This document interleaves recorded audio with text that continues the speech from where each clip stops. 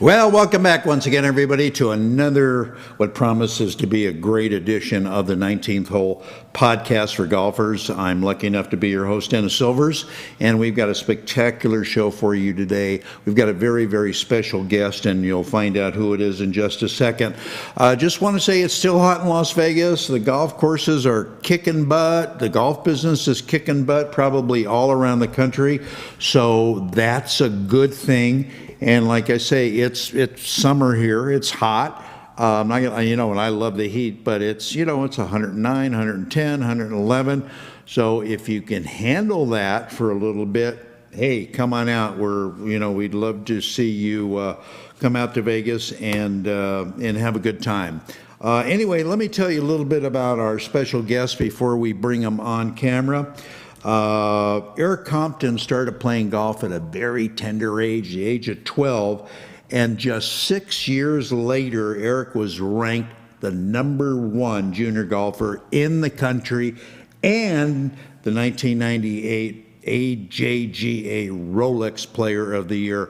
Wonder if he still got that watch. Eric went to the University of Georgia on a scholarship, I might add, where he was a two-time All-American, playing on the 2001 Palmer Cup and Walker Cup team. And if you remember, our very own Dwayne Knight, the head men's golf coach right here at UNLV, was the very first coach for the Americans in 1997 for the Palmer Cup, and they were successful. Eric turned professional back in 2001, and of course is best known not only for his amazing level of play, but also had 2 heart transplants. Eric has played on the Web.com Tour, the Canadian Tour, and of course the PGA Tour. He's put together the Eric Compton Foundation, which is a nonprofit dedicated to increasing the awareness of organ donation. And we have nothing better than the man himself on the show right now to talk about that. So let's bring Eric Compton up on the show. And first of all, Eric, thanks for spending time on the show. We appreciate it. And you were a hard guy to get, but it was worth the wait, my friend. Well, I wasn't trying to play hard to get, but just been traveling a lot this season. Yeah. Maybe a little bit more than I would have liked, but that was a great intro. That was music to my ears. Sometimes as golfers, we tend to be a little hard on ourselves and forget our accomplishments because we're always striving to get to the next big event and have something to be proud about. But it's certainly has been a long career. Some of those things that you were spitting out was from my junior golf days, and it seems like it was yesterday, but those were some fun times, and it's been a tough year on all of us with this, without this a doubt, virus, traveling and playing golf. But we're making the best of it, and I still love to be outside in the outdoors, playing golf, fishing, whatever I can do. So let me ask you, why do you think you got so good so fast? Was it the instructor? Was it obviously a desire? But you can't get that good without some magic going on. What do you think it was for you? Well, I mean, I had a good heart, I guess. As you see those hearts on your shirt, which are a beautiful shirt, by the way. Thank you. I've been very blessed with great genetics. I have a history of good athletes in the family. And I was a baseball player and soccer player, football player. Mm-hmm. Unfortunately, in those years when I got sick, I was sidelined and my body took a major hit, but I was always able to somehow get back. And golf was such a great fit for somebody who had major trauma to their body, because I still have the great hand-eye coordination. And I think I was very lucky to have a dad that was in the entertainment business, and he assessed talent, and he put me in the right hands with great instructors. Yeah. But I think if you look at all the great young players now, you don't get really far in this game unless you have some sort of hand and eye coordination. Oh, there's no doubt about it. And on top of that, you got to have a great mind. There's no doubt about it. I agree with you 100%. What do you consider yourself a poster boy for organ donation, and what type of reaction do you get, Eric, from people in the gallery when you play a tournament? Yeah, great question. I think when I was younger, I struggled with my identity of going through the transplant because I wanted to be this guy that was perfectly healthy and looked great and and be like the Tiger Woods, right? Right. We all at a young age want to be the best, and I think I slowly understood that I had a path in this career, and when I was healthy, I could compete and be great. But I do think that most of my life I've been sharing my story, talking about my transplant, and realizing as I've gotten older how much more important being able to give back and share my story to inspire other people to have normal lives. And golf is just a game, and it's been a great platform for me to share my story, but it's been a great platform to show my talent, and I've been very blessed to be able to do it for a living for a number of years and keep going. But I would say, I'm a poster child for transplantation, that it works, and being an advocate for transplant recipients, to keep striving to keep going. And for those who are waiting for transplants, that they know they can have a normal life after a transplant. Yeah, absolutely. I got to tell you. So there's a whole piece to this. Yeah, I got to tell you, you look absolutely fantastic, and I'm not just saying that. If somebody were to see you, they go, "No, this guy didn't have a heart transplant." Are you kidding? He looks too damn healthy.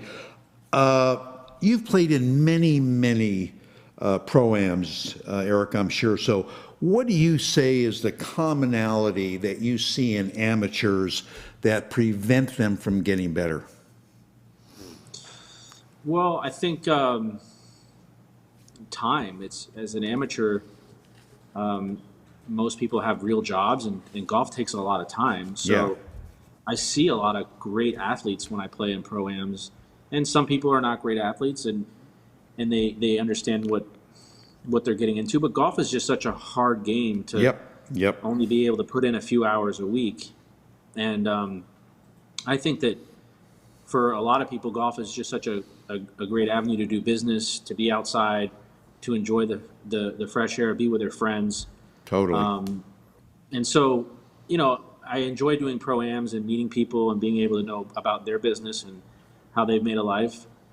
And along the way, if they hit a few great shots, they're thrilled to death. And to be able to be alongside a pro and see them hit the ball, they get a lot of enjoyment.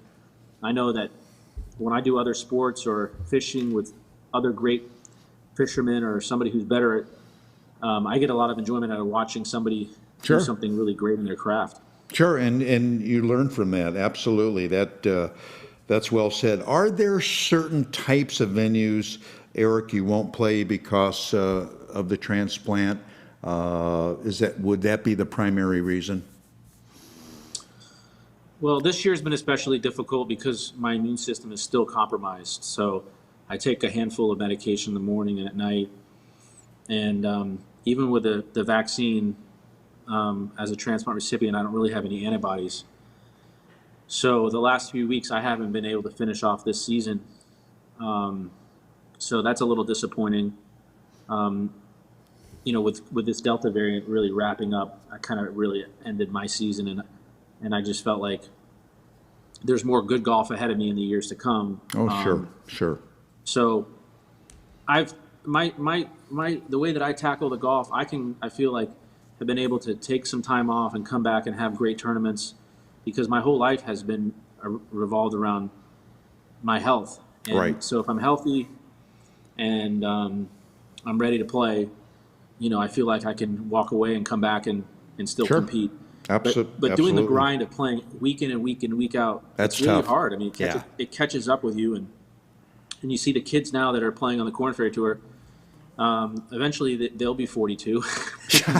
they'll have families, and Sure. they'll have adversity, and they'll have scars. And it's I love golf, but at the cost of putting myself at risk in my family. I don't want to be in a hotel on the other side of the country with COVID. I'd rather be at home with my family right now. Oh, so, totally. And yeah, I really have to focus on the right things. Absolutely.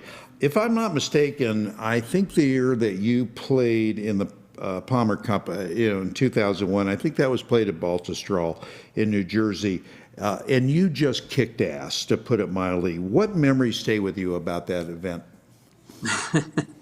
I have great memories of Baltusrol. I remember how fast the greens were, and I remember playing with Bryce Mulder, who arguably was one of the best college players in the history of college. I mean, he just dominated everything.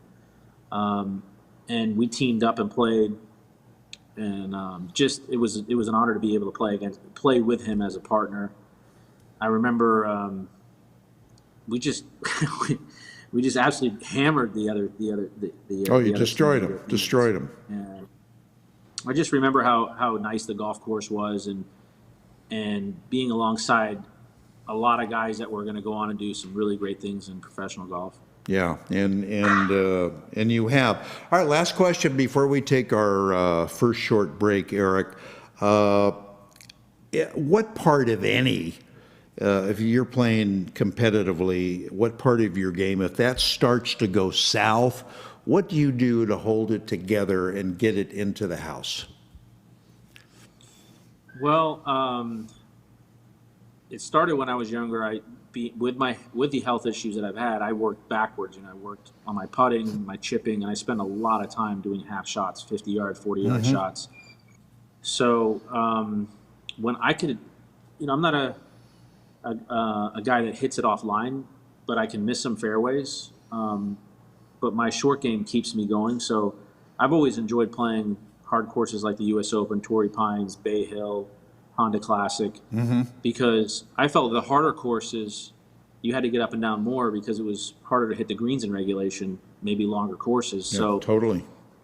I feel like if you're not having your best stuff, you just gotta grind it in and have a lot of heart and finish the round and make those key up and downs. Absolutely. That's what it's all about. All right, stay with us. We're going to step away, take a short break. We come back, get a lot more with our very special guest, Eric Compton. Stay with us. We return right after this.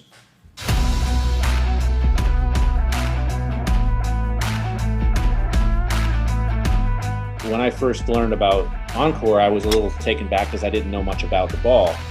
I went out and played a couple rounds with it, and I was just extremely surprised how this ball made up for what I was looking for in a golf ball 20 years ago.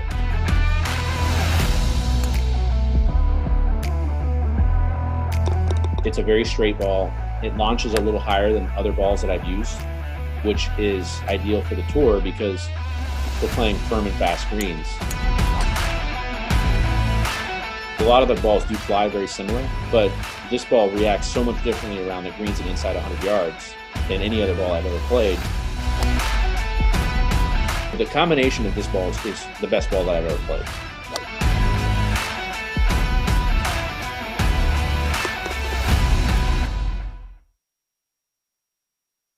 Golfers at every level strive to hit the ball like a tour player, setting the club perfectly at the top, storing all the energy as they unwind and their club head approaches the ball, striking it flush at impact and staring it down as it explodes off the club towards the target. Introducing Precision Impact.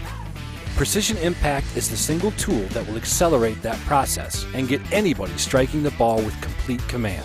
Unlike any other product, Precision Impact is designed to keep the hands quiet and prevent the fatal flipping or scooping of the hands. This amazing product will actually reprogram your brain to keep your hands in the perfect textbook position.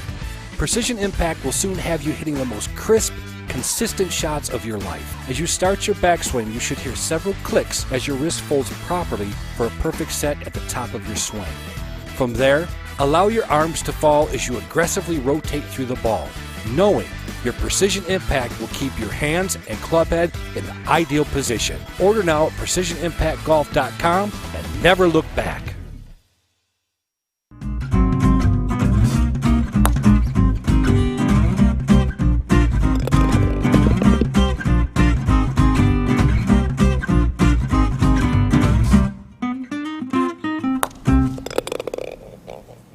All right, welcome back in, everybody. We're having a great talk with Eric Compton. And Eric, you know, I'm doing an interview with you right now, and good God, I got to see you on a commercial. I mean, you know, enough's enough. And anyway, what do you think the game of golf on your level, on the professional level, has become? Is it bomb and gouge? Is it having a great mental game? And secondly, do you think the game is losing on your level again, true shot making? Well, the game has definitely changed in the last 15 years. I remember I came out in 2001. That's when the ball really made a big jump. Most of the manufacturers went from the wound ball to the Bellata type golf ball. Yeah. And the equipment started to change a little bit. So now you're seeing in the last couple of years, you saw a little bit of a jump, I think, with some of the manufacturers, with the drivers. Looks like they're trying to gear it back a little bit. Yeah. But I think that the game is healthy. It's strong. There's a lot of great young players. There's going to be a lot of great young players to compete in the next few years coming up on the John Rahms and the Jordan Spieths and the Alexander Schauffele's. I mean, all these guys come through the Korn Ferry Tour at some point. And then as they get older, they learn to tone it back a little bit. I think the courses on the Korn Ferry Tour are quite different than they are on the PGA Tour. So it really depends on the venue. I think the PGA Tour does a little bit better job of having a different setup than the Korn Ferry Tour. So right. I think it's difficult for certain players, and it's a rude awakening if you don't know how to play on the PGA Tour. It's a different. Everything is magnified. A lot of money, a lot of pressure, a lot of things going on. Yeah, absolutely. Good point.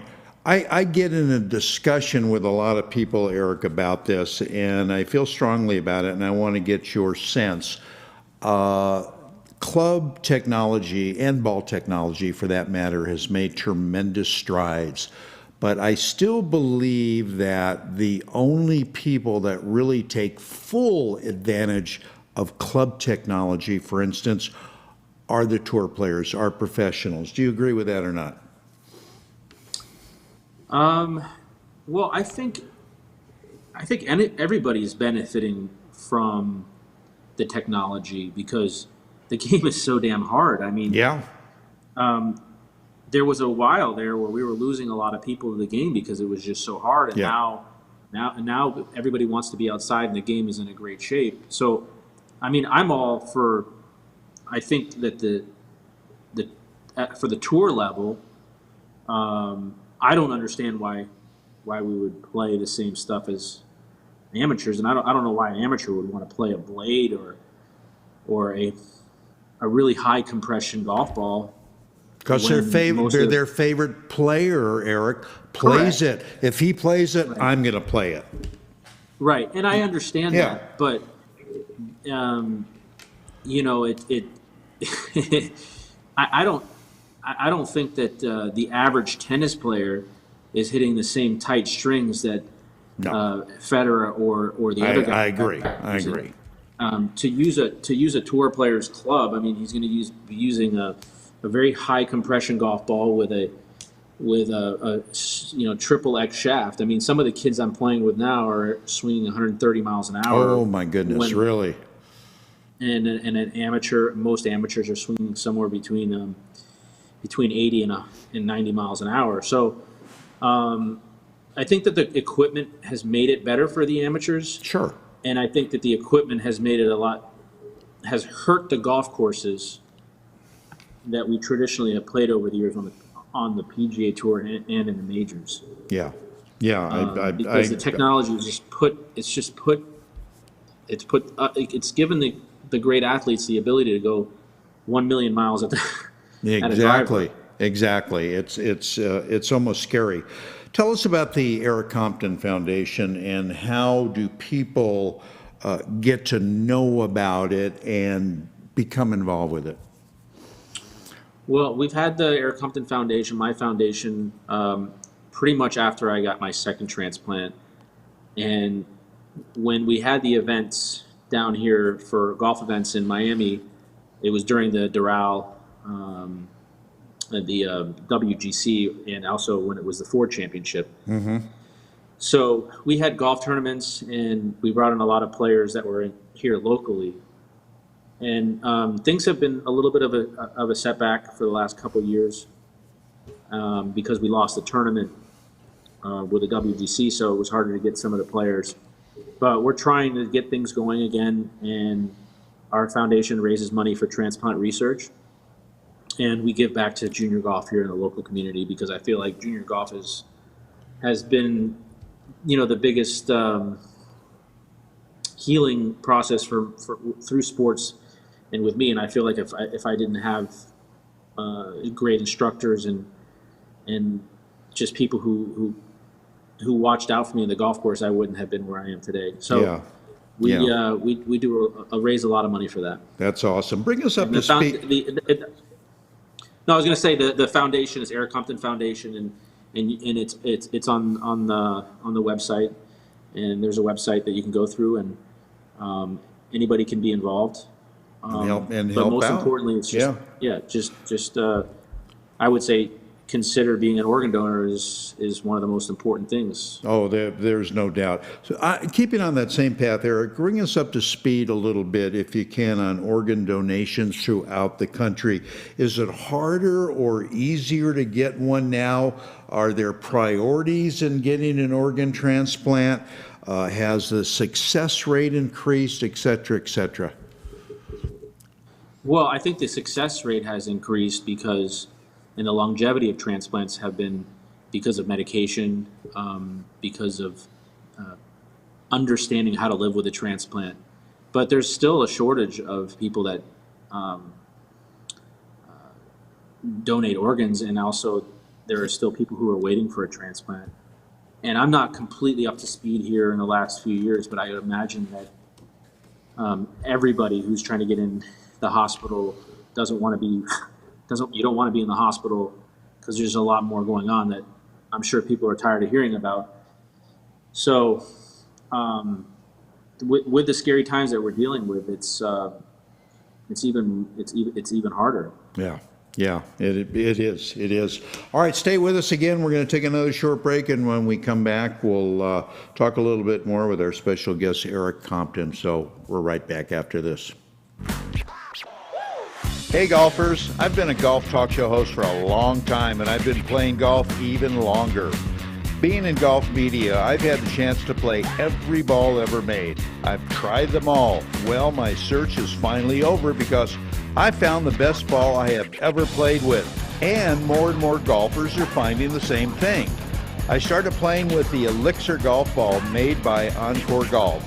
Encore Golf has revolutionized both their golf balls, the Elixir or the Avant 55, or the brand new Vero X1, to where the performance of either will simply blow you away. It did me.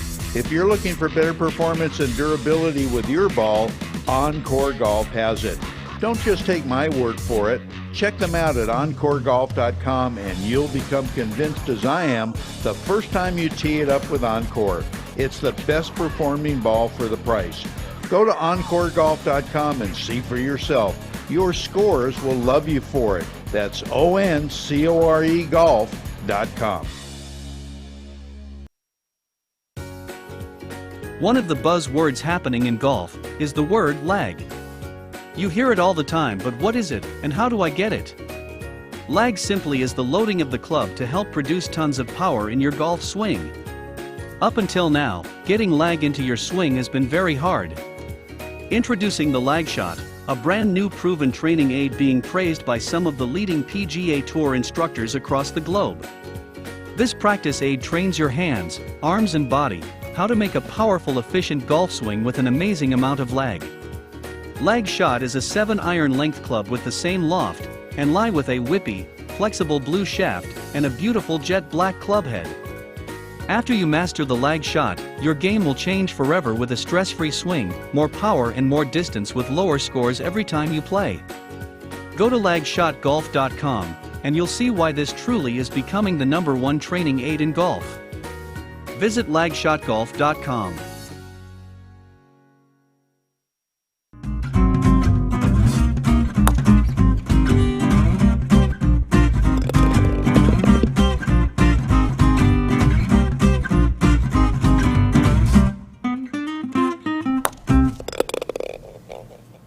All right, let's continue with our discussion with tour professional Eric Compton. And Eric, if you were asked to design a golf course that was slated for a tour event, what would you do to make it fair, of course, but where you really had to play good to make pars?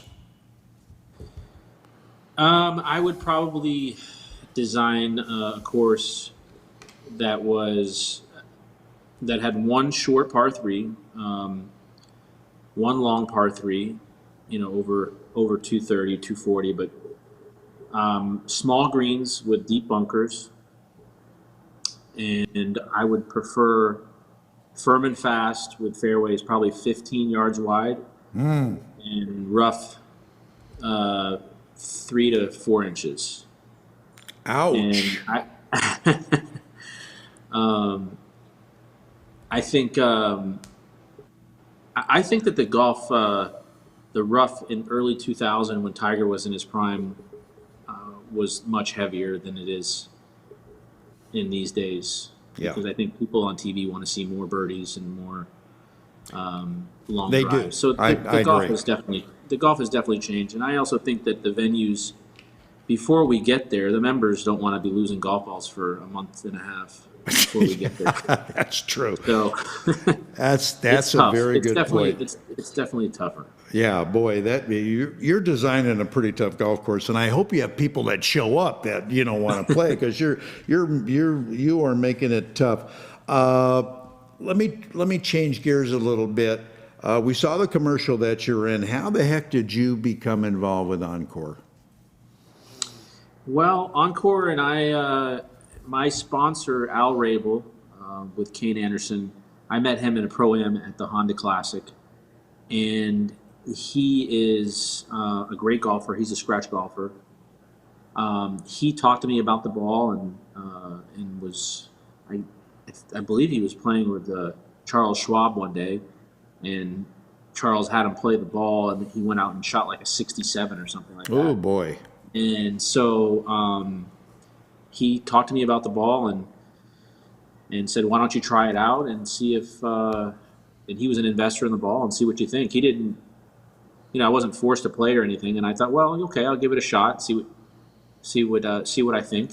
And to my surprise, the ball was outperforming my previous ball. And I've been a Titleist guy my whole life. Yeah. So I think the ball that I was playing before was just not as good around the greens. Mm-hmm. And for what I want, I'm not so concerned about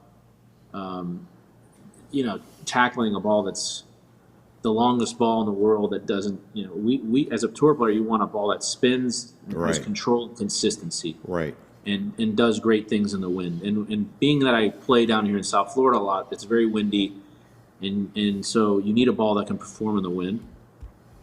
And like I had said earlier in the interview, most of my shots and most of the things that I've done in my career are from 50 yards and in. That's where I've made my money. So I was very impressed with how the ball handled and did all that, and I think it shows in the way that I played. I played in 2 PGA events this year. Monday qualified for the Honda, and then got a sponsor invite into Colonial. Right. And I played great. I think I was in the top 8 going into Sunday, and conditions were tough and didn't play my best, but ended up finishing 20th. Had I had a full season on the PGA Tour on those type of golf courses with that particular golf ball that I was playing, I think, that I had a huge advantage with that. My game is not really suited to go play a wide open golf course with fairways that are 50 yards in holes that are 500 yards long. So, I'm more of a tactical player, and that's what I try to. That's why I would build a golf course that's like that. Yeah, no, I get you're not a Bryson DeChambeau type of guy. It doesn't matter, bomb and gouge and Right. wide open and all of that stuff. Are you currently working with a swing coach and a mental guy? I have worked with Charlie DeLuca for the last few years, and most of the second half of my career after my second transplant. So I would say in the last 10 years, I had a great foundation and learned a lot from Jim McLean in my junior years and in college. Great guy. When I Great turned guy. pro. So I spent a lot of time learning the swing, and once you kind of have your swing, I've never really tried to change much of it. I just more of a tempo player, and I'm not.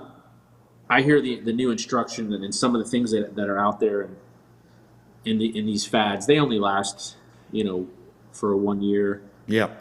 Year and a half, and then all of a sudden it's back to the basics. Exactly. So No, there's a lot of things that people try to sell into with these swings, and I think it's just having a repeatable swing. Totally. And when you get up to a ball and you're at the max pressure, that what it's not going to do. Right. And where it's not going to go. Yeah, no, that's a great point. And Jim's a friend. He's a great instructor. I played with him and his son. It was very good. All right, last question before I let you go. What are your plans as far as competitive play? I know you kind of hinted at it for the rest of the year, but what would you like to do? What the heck are you going to do? Well, I mean, I would love to go play in big events right now and still be traveling, but I'm very patient when it comes to this kind of stuff, because I've had to be patient for most of my life with the stuff that I'm up against. And, for me to go and try to push right now, it just doesn't make sense. Yeah. I think I'd like to play in some bigger tournaments. When this stuff settles down, I wouldn't mind going and playing maybe some big events in Europe. And Awesome. And I think that there's opportunities for me to do some really cool things meanwhile, and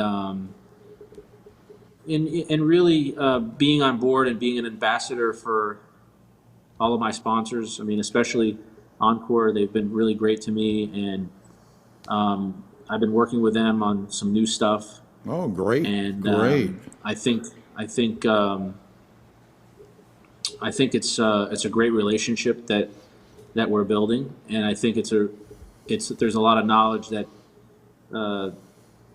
we can work together and build something for even the younger generation in the future of this game, because it's always changing and there's new ways about it. So it's a very innovative company, and there's a lot of great people on board, and I'm just happy to be a part of it. Yeah, and I know they love having you on board as an ambassador as well.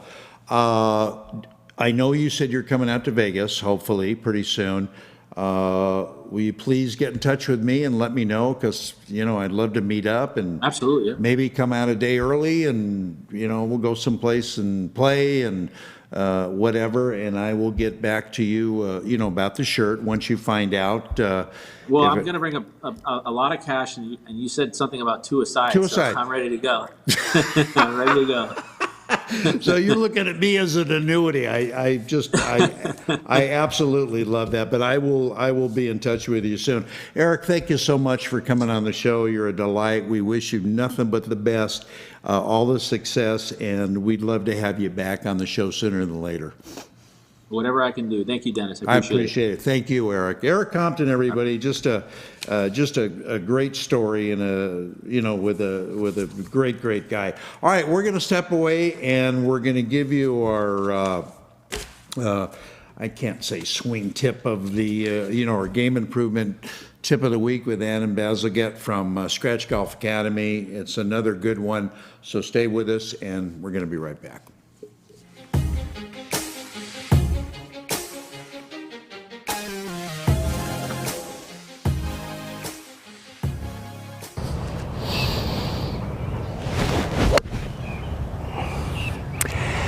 Well, hi, Adam Bazalgette here from Scratch Golf Academy with another swing tip for the 19th hole podcast golfers. Hope this is going to be helpful to you. We're going to talk about the shoulder turn. How much should you do it? Well, not so much how much, but what angle should you do it on? This trips a lot of people up. It gets a little more complex in golf because we're not standing straight up. It's so easy to turn level when you're standing straight up. We are, however, still trying to turn around the spine, so it's a turn that is perpendicular to the angle you're on. It's not that difficult if you get in front of a mirror and work on it, but it's very, very important because if you pivot this way, you'll keep a good body angle. Now, we're assuming a good setup. Let me show you a variable on the pivot drill that I think is a great one. To me, makes this thing as easy as possible. So we're going to put our arms like this, little fists, and I'm going to piston my forearms, again, at a perpendicular angle to my body, but I'm really using the body to get them going. So let's try that a couple of times. That's the feel I'm looking for. I can then try it in this fashion. Get in front of a mirror, get this feel, let that take you to the top of the backswing. You're going to have this pivot down in no time flat. Really help your golf.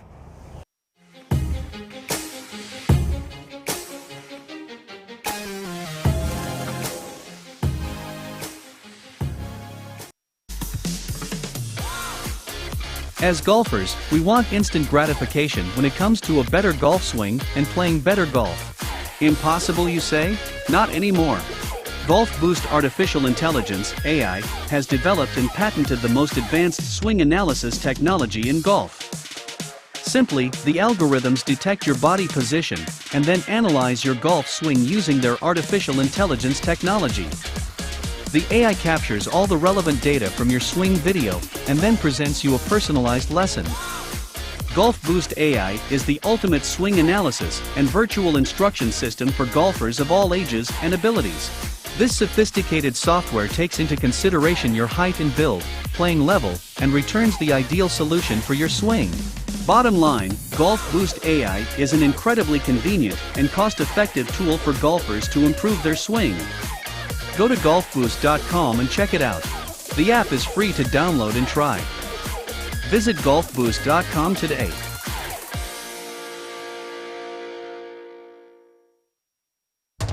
Innovation begins at a single point. Elements, each with their unique character. Fire-forged steel creates unprecedented control.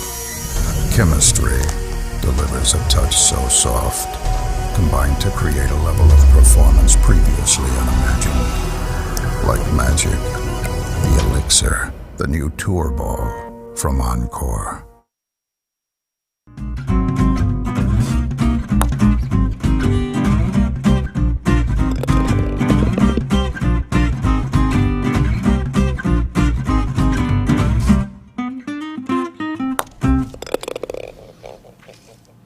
All right, we're just about to wrap up this edition of the 19th Hole Podcast for Golfers. Before we leave, I want to give a big shout out to the people at the PGA and for Reed Expo. You know, they had their PGA fashion show that just wrapped up today. I was there for both days, and it's primarily a lot of women's fashions, but they have some golf accessories and stuff. Really, really nice people. They did a fine job under the circumstances because here, everybody had to wear a mask and they're worried about this and that and the other, but they did a great job, as they always do every year, and hopefully they'll be able to go, 100% for the big show in Orlando that they have every year, the merchandise show. So I know they got some really neat stuff planned, and hopefully, nobody's going to have to worry about social distancing and mask and all that stuff. So again, it was you meet some great people, you see some new products, you make some new friends. So I want to give them a big shout out. Anyway, that's going to wrap it up for this edition. We thank you for tuning in. We love bringing you the show. We will be back, same place, same time next week. So long, everybody.